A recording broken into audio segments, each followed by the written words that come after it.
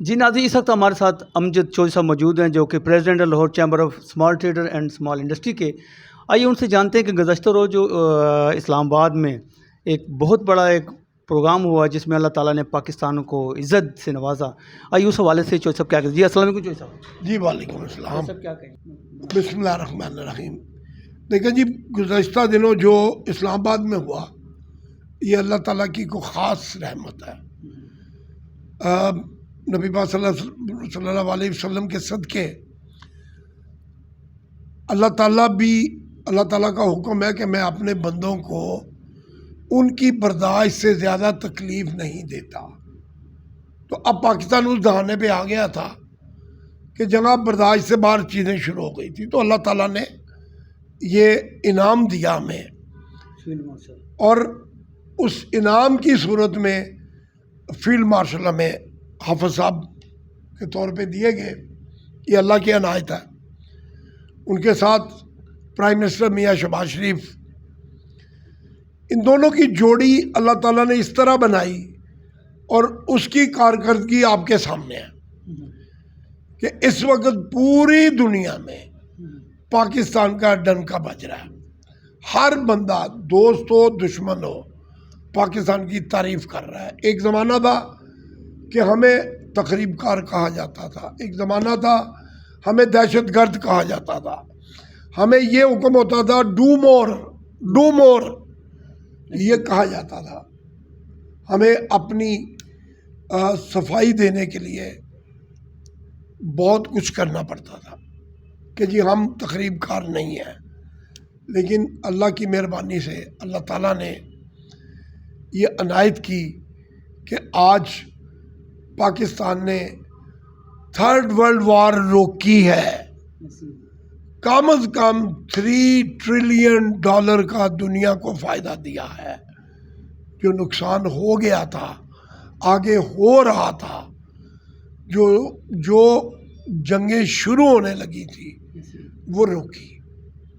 یہ اللہ کی عنایت ہے، اور ہماری حکومت، ہماری عسکری قیادت، یہ ان دونوں کو کریڈٹ جاتا ہے۔ میں سلوٹ کرتا ہوں دونوں ہاتھوں سے ان کو کہ یہ ان کی مہربانی ہے۔ اللہ تعالیٰ نے جو ان کو عقل دی، جو سوجھ بوجھ دی، وہ اس لیول پہ آ کے وہ اپنا کردار ادا کر رہے ہیں کہ جو پاکستان سے کسی کی توقع نہیں تھی۔ اللہ تعالیٰ ایسے ہی کرے۔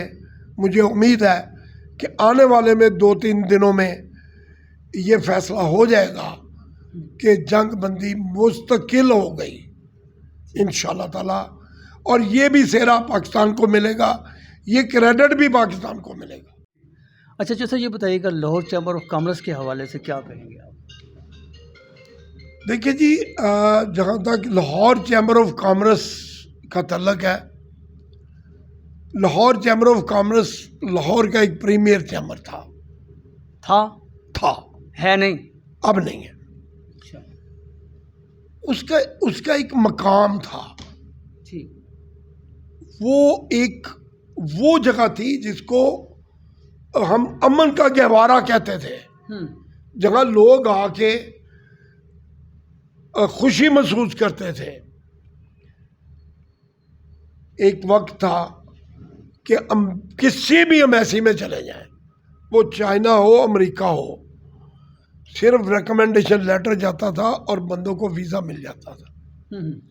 چائنا ایمبیسی لاہور چیمبر کے ریکمنڈیشن پہ 900 ویزا جاری کرتی تھی۔ اب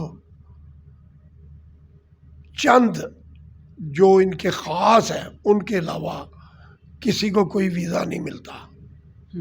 اس کی وجہ کیا ہے؟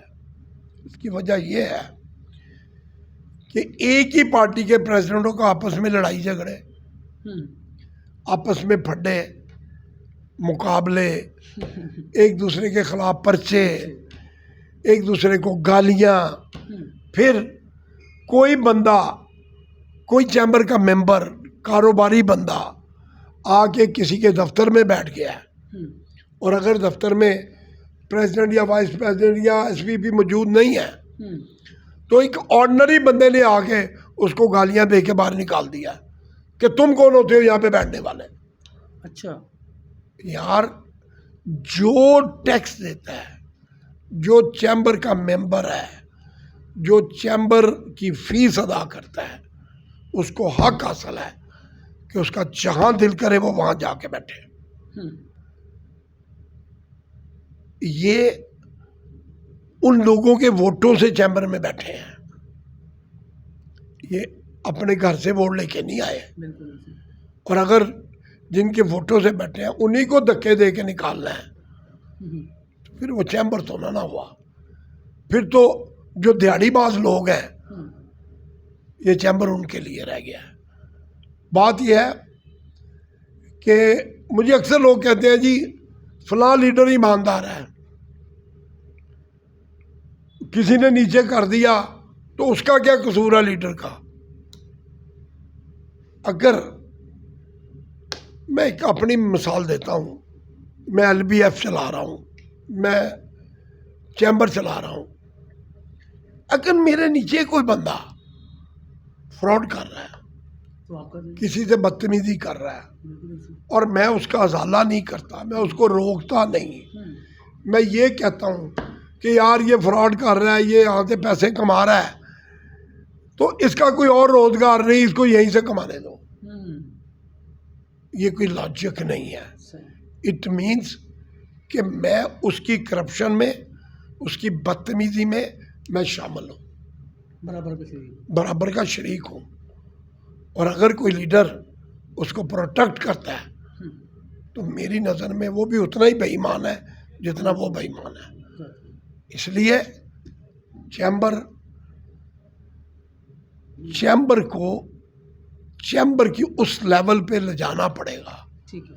یہ جو رجیم ہے یہ چیمبر کا وہ معیار بحال نہیں کر سکتی. تو یہ کب چینج ہوگا؟ جب چیمبر میں چینج آئے گی. وہ کب آئے گی؟ انشاءاللہ تعالی چیمبر میں چینج اسی سال آئے گی.